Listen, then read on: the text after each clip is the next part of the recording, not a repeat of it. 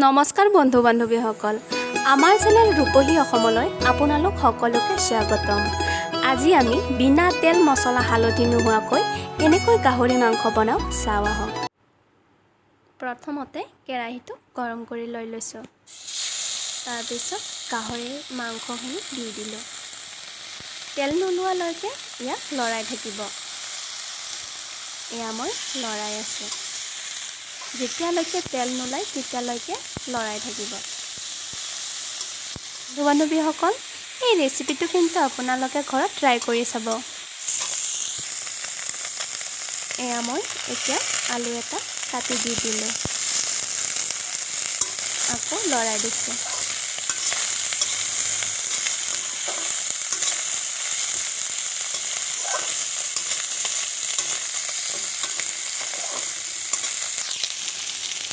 আমাৰ গাহৰি মাংসখিনি অলপ তেল ওলাবলৈ আৰম্ভ কৰিছে।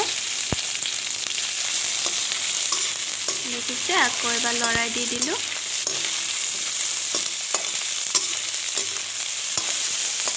এয়া হালধি নাই যদিও ধুনীয়া এটা কালাৰ হৈছে, দেখিবলৈ ধুনীয়া হৈছে।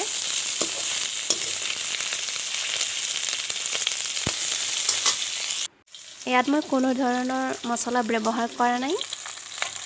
এয়া মই পিঁয়াজ দি দিলোঁ, লৰাই দি দিলোঁ। এয়া মই এতিয়া আদা নহৰুৰ পেষ্ট দি দিম।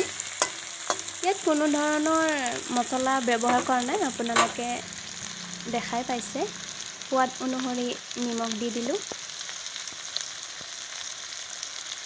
আপোনালোকৰ সোৱাদ অনুসৰি দি ল'ব।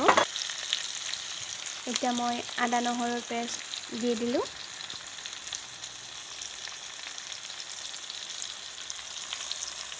ইয়াত এতিয়া কাটি থোৱা জলকীয়া আছে, এয়া মই দি দিলোঁ।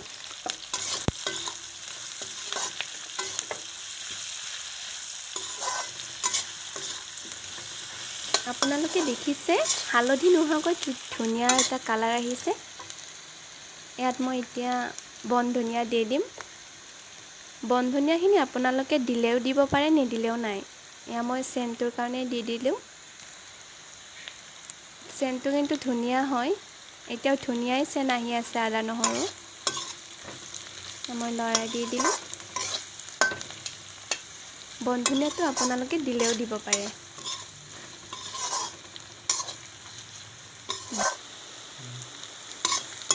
এতিয়া মই ইয়াত অকণমান পানী দি দিম।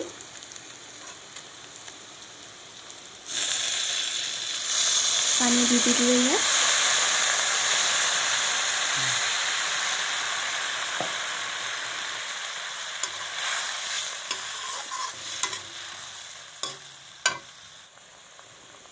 এয়া মই 5 মিনিটৰ কাৰণে ঢাকনি দি দিলোঁ। A few moments later. এয়া মই 5 মিনিটৰ পিছত ঢাকনিখন গুচাই দি দিলোঁ। কি ধুনীয়া হৈছে, চেণ্টটো ধুনীয়া হৈছে।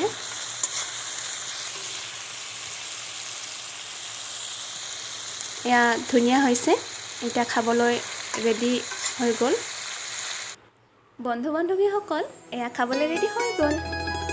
ভিডিঅ'টো চাই যদি আপোনালোকে ভাল পাইছে তেনেহ'লে আমাৰ এই ৰূপহী অসম চেনেলটোক ছাবস্ক্ৰাইব কৰিবলৈ নাপাহৰিব আৰু লগতে থকা বেল আইকনটো দবাবলৈ নাপাহৰিব।